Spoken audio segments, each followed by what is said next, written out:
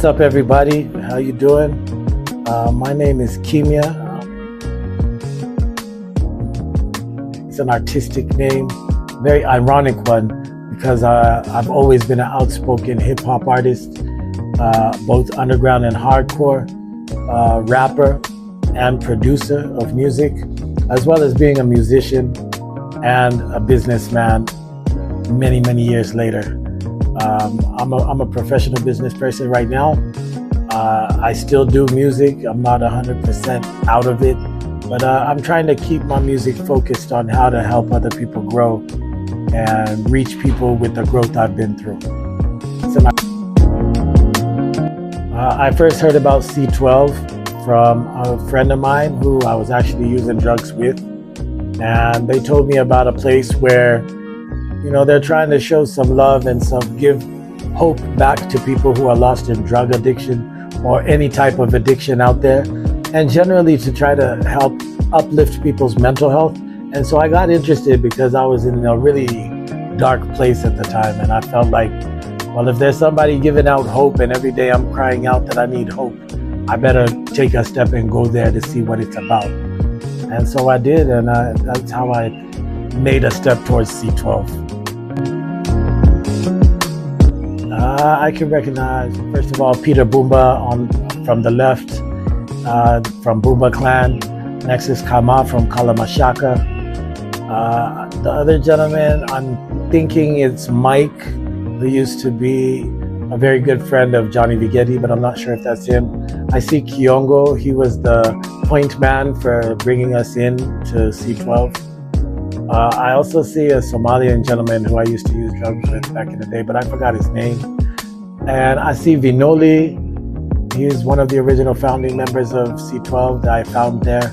And there was another gentleman who was currently at C12 as a halfway house, and he was just coming out of addiction too. So I don't remember his name.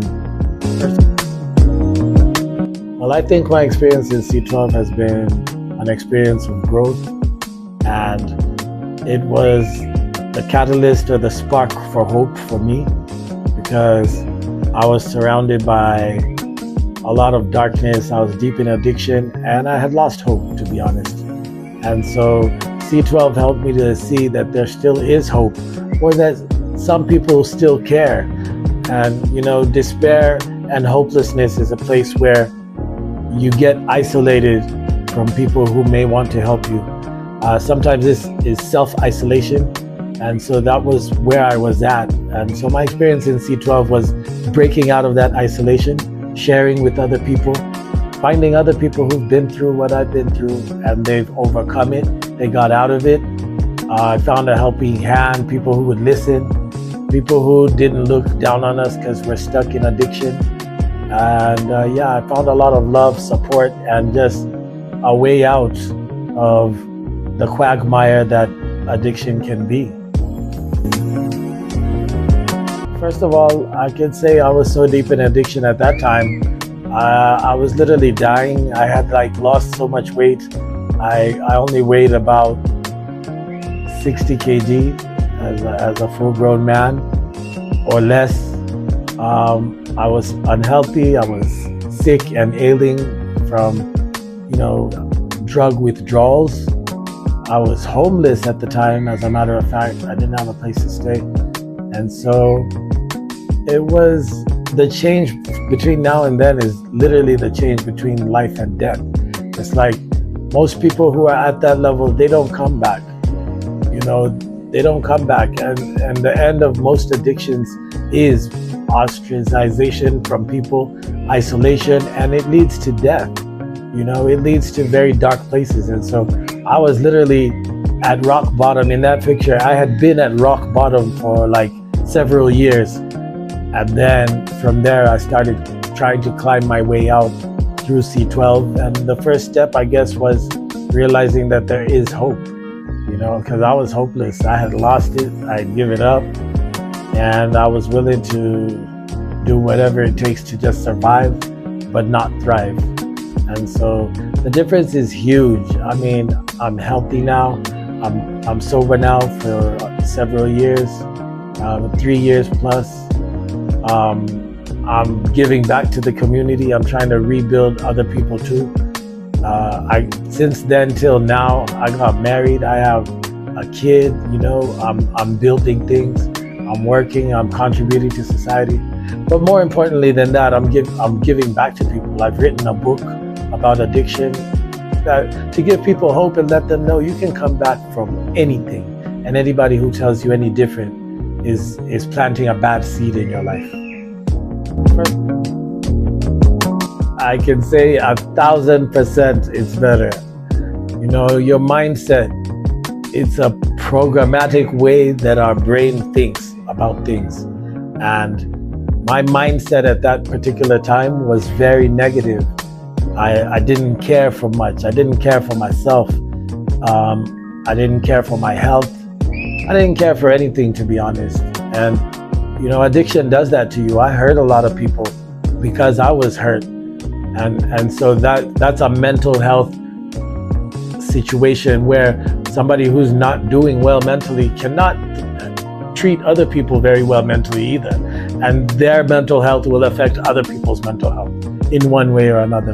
And right now, I've been 3 years down the road of recovery and healing and growing and retraining that mindset, retraining what I think, how I think, and why I think that, and accepting when I'm wrong. And so it's been a growth journey and it's still ongoing. M-ind-Pendence is dope because first of all, it's something that talks about independence of the mind. And your mind can't be very independent if you're stuck in addiction, because addiction is a form of bondage. It's a disease that holds on to you. So M-ind-Pendence is freedom in so many ways. Creative freedom, first of all, for people like me who are musicians. I'm a rapper, I'm a producer. Those are like 3 different aspects of music that I'm involved in, and M-ind-Pendence is involved with all of them. So to me, M-ind-Pendence was a very good idea. It's a great initiative to reach people with the hope of breaking out of addiction, that there is a way out. You can do it. People meet professionals like psychologists and psychiatrists, and all of them have this scope of how they talk about addiction and the way out. But you see, to somebody who doesn't really understand these terms, I think the easiest way for them to understand or feel understood is from somebody who's been exactly where they've been. To an alcoholic, someone who's never had a drink before, who works for Nakada, they can't connect because that guy has never drunk in his life. But this guy has been drinking for 10 years. So he feels like there's a disconnect. But if you hear the story of people who used to drink every day, they were deep in alcoholism, but they're free for 10 years, 15 years, 20 years, then it sparks a thought in your mind and it plants a seed of hope.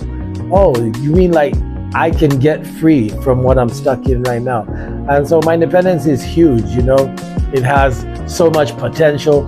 It has more potential than the government organizations that are out there currently trying to battle drugs, because there's the disconnect. That's a government organization, but in order to reach the people on the ground need to see the people who they were with. I think I was using real hard drugs. Everybody who I was using those hard drugs with, if they see me today, just seeing me alone, the first thing that's going to happen is going to be the biggest shock on all of their faces and in their minds. It's like, how? This guy was just like us, so how did he get out? But then it's also going to spark the thought that, oh, so when somebody is here, they can get out somehow. And so M-ind-Pendence is in sparking that thought. You can get out of something, and we're communicating that message through music. Well, M-ind-Pendence was good. I think I've been doing events for a long time as a musician, and so it requires a lot of moving parts. I think it was great. I think the artists showed up and showed out. I think they did great performances.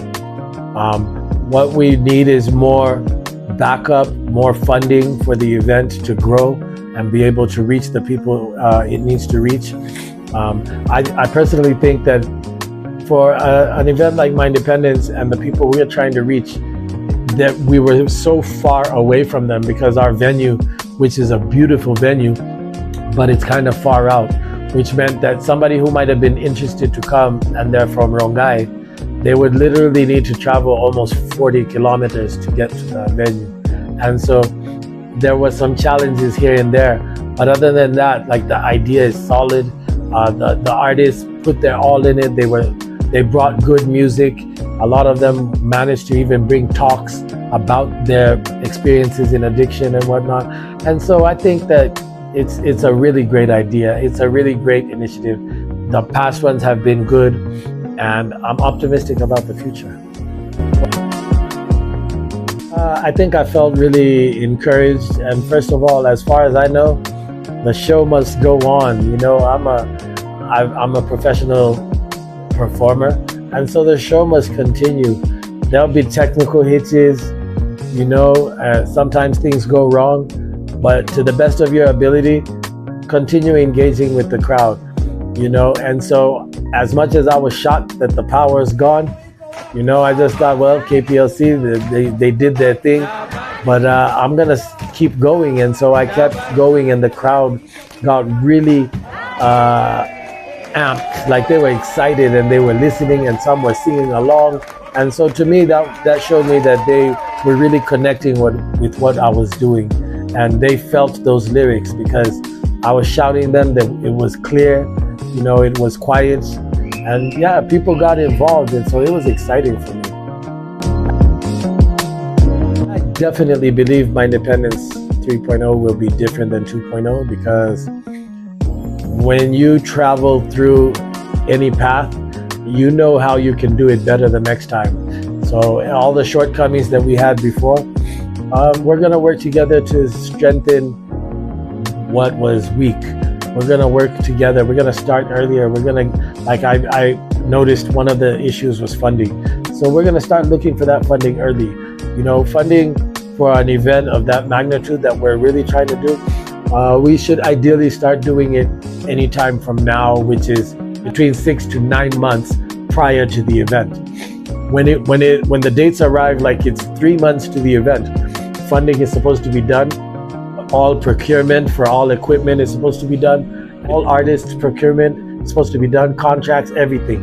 Only thing left in that last 3 months will be marketing and rehearsals for the shows and for performances, in an ideal world. But you see, nothing is really always perfect or ideal in any world. This is something that was done by the artists for the artists, and so we all have a role to play in making it successful. Something can't come from nothing, except for various forms of creation of creators. But for us, we all need input. We need to pool our resources, even the money required to get people to move around and see sponsors, paperwork, you know, make phone calls. There's so many moving parts, but it can be done collectively as a group and starting early. All right, everybody, there's a lot of things that go on in life that can push you forward or pull you back. And currently in Kenya, one of the biggest things that will affect you as a young person from moving forward in your life is gonna be related to your mental health and addiction. And so those are things you need to deal with now before they become a problem for you. Because if they become a problem now, you're gonna have to learn how to solve that problem. This is a monumental issue. Some of you, if you get into this problem, you're gonna require medical help. Some of you might need to go to rehabilitation for years, for months, for weeks. You know, some of you will need a psychiatrist. Some of you might need medication. And these are all just various forms of helping you to get back on your path. But if you recognize this early and you're aware of what's going on, then you can join a group like C12. You know, our forum is out there to help young people, especially creatives, be knowledgeable about this stuff. Learn from people who've been there, done that, and they understand it. Come share what you're going through. Learn and work with people who are in this situation, or they've been through it, And you know, there's a saying about people who've been in addiction and they've come out of it. The recovery process is continuous. So, you know, we're literally on the same path anyway, even if your recovery is beginning today, next year, or my recovery began 10 years ago, we're all still on the same path. So come to C12. You know, our forum happens once a month. We meet at City Park, and yeah, we keep in communication. We reach out to each other. We rebuild mental health. We talk about issues like addiction, and yeah, we're rebuilding lives. I'm a benefit of C12, and I think that all of you should come for the show. M-ind-Pendence. It's gonna be dope. It's gonna be a lot about good mental health, good music, and it's gonna be taking place in December 6th. And this year we're gonna make it bigger and better than last year. So be there. It's gonna be dope.